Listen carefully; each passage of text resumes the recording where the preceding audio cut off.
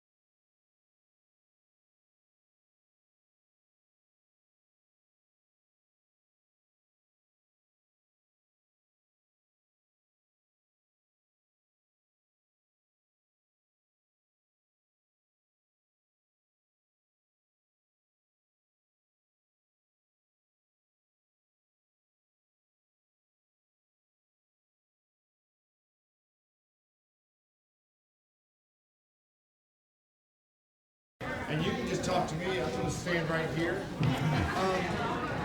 Why do you think that you were awarded the Educator of the Year for retired teachers?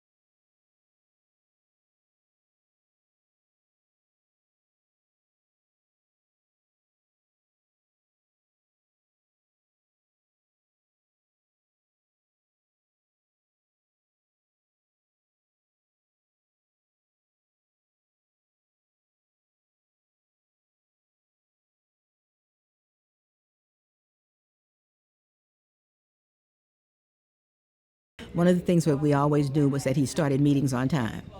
So if you were supposed to be at a meeting at 11 o'clock, he was going to start the meeting at 11 o'clock. And those who were kind of always slow getting there began to realize that he was going to start without them. So that's one of the things that he did. He always remembers you too. I mean, he remembered things like your birthdays. He would send you birthday cards. So the little things count, and that's one of the things that he would always do, was remember little things too.